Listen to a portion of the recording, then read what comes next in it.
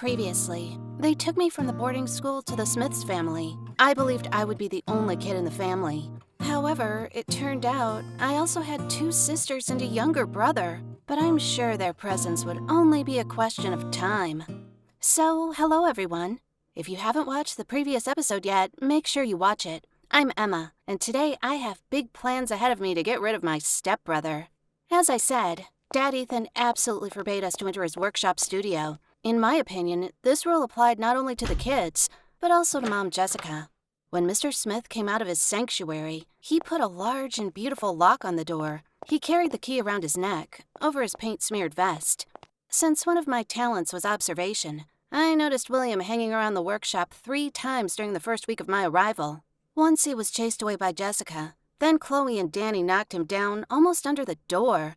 The 3rd time the boy almost looked inside. But it turned out Dad Ethan was there and chased him away. I suspected William did this quite often. Apparently, his curiosity was stronger than his common sense. If you really want to know what was going on in the workshop, why not just use the window? What's the point of breaking through the door? Honestly, I managed to get into the studio, and there was nothing special there, except a bunch of canvases and paints. But his curiosity was only for my benefit. I had already taken the first step when I showed the boy how to break the locks in a right way. And then, well, he tried, yes, and he was caught, thanks to me. Actually, my plan was simple and totally logical. When the girls went outside and my mom and dad went to the store, I quietly opened the lock to the workshop. I'm a lock-breaking master, yeah. And I imitated forced entry. I messed up the paint, dropped a couple of finished works in the stains on the floor, and slightly ruined the new paint in the easel. I felt sorry in some way because Dad was a really talented artist, and this work was supposed to be exhibited in a gallery. Besides, in my family, the order of things meant money. But something always has to be sacrificed. This time, art had to suffer. I also left a couple of Easter egg tracks just to make sure everyone believed my little brother was guilty. So, I did exactly what William would have done if he hadn't been so crooked. The boy was quietly playing a game console in his room. And according to the legend, I was somewhere around in the neighborhood that time, and I appeared at home again unnoticed. In fact, I even left before my parents on purpose. Thus, I worked out an alibi for myself. And I even managed to say hello to our neighbors, so that they could see me, just in case. Perfect. I got out of the house through the same window I'd come in through, and hid in the bushes until the Smith's car pulled into the yard. Then I went inside with them, and while the parents were busy in the kitchen, I went up to the 2nd floor, stomping to attract attention. Then I screamed, loudly. Everyone immediately came running to my cry, even the girls from the street, and they saw exactly what I needed. The open door, the chaos, and the ruined work of Dad Ethan. And then it was no big deal to set William up. While my dad was worried and desperate, my mom quickly asked all the kids about where they were. They immediately revealed William had stayed home the whole time. Of course, they suspected him, despite him saying he was just sitting in his room.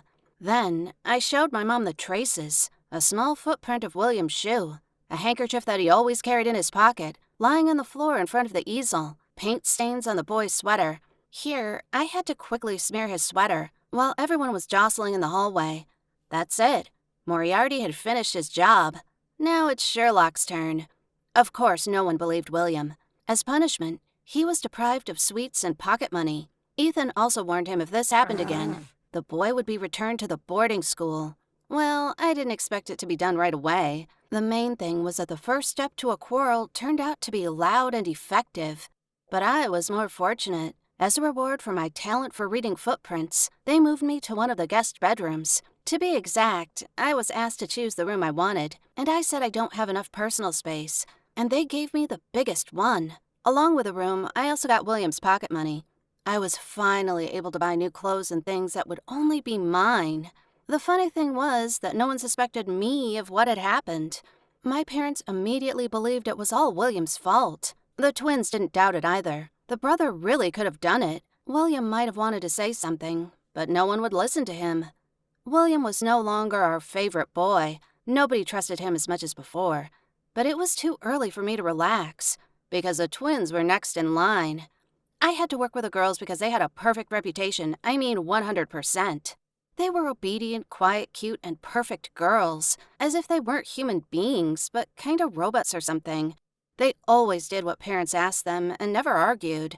But I knew I had to try, and I could do it. If I couldn't catch them playing pranks at home, then I'd be lucky at school. But I still didn't know how to get to them there. Then it turned out I would have 1,000,001 chances to watch the twins at school. Because after the holidays, I wouldn't go back to my old school. I would go to the same class with the girls. As my mom said, isn't it wonderful that you won't have to be separated? Yeah, things were going to be too simple. I didn't have to hope that Danny and Chloe were popular and cool at school. Losers. Yeah, they were losers. This was evident from their behavior and lifestyle. This meant I had a new item in my plan. How could I make it so that I would still be cool, and nobody would notice these cuties were my sisters? Knowing their character, they would continue to stick to me at school, which meant I would have to forget about my popularity right away. Everyone would say, "Hey, look, this newbie has loser sisters." But I wouldn't be me if I didn't invent a perfect plan to get rid of them once and for all. It was a good thing I had a whole week for my idea. Classes started in just 7 days. It was vital for me to know the twins wouldn't poke their noses into my future brilliant studies. I remembered what it was like to be a loser at the boarding school. I definitely didn't want to repeat the fate of those who didn't get lucky with brains. You know, losers don't get good grades. They don't get better places in school clubs and teams. They don't get popular.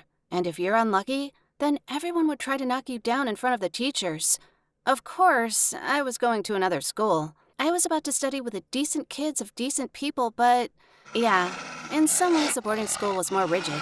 But some average and well-off kids are not the kind of people you want to get in conflict with. Well, I think you know how angry some classmates can be. It happened that we, orphans, went to a regular city school like other kids, and the classes weren't divided for the normal kids and orphans. But believe me, normal kid leaders behave even worse than we did. At least at the boarding school, the leaders punished us for the craziest outrages only. Well, if you got caught anyway. And as you can see, I never got caught. So I had a week to figure out how to protect myself from my sisters. There were no thoughts. At least, not bloodthirsty ones. My reputation as a good girl didn't allow me to break someone's legs. After all, even the prank with William, no one thought it was me. Even William himself at one point believed it was he who broke into Dad's workshop. This is what I call aerobatics. I decided to offer my sisters a game called Let's Pretend We're Spies.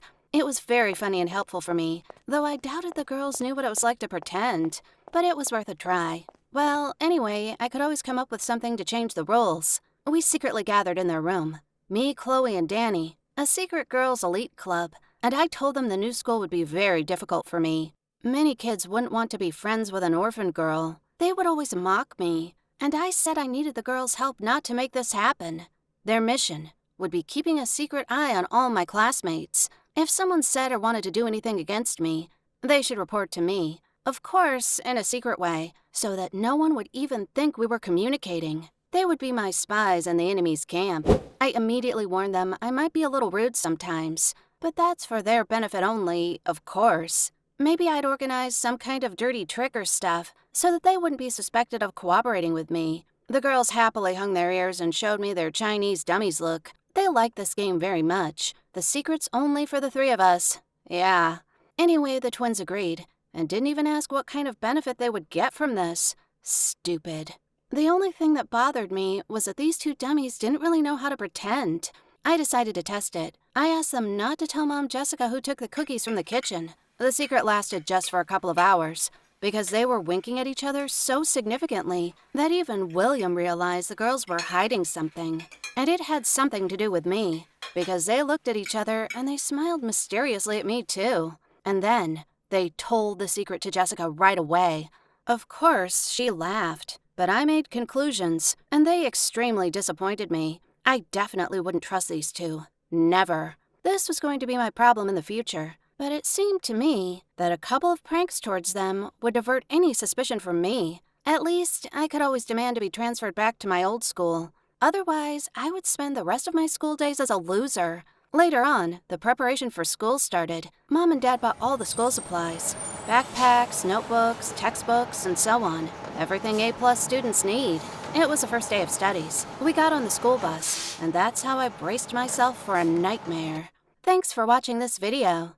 Subscribe to the channel and click the bell button so that you never miss the next episode.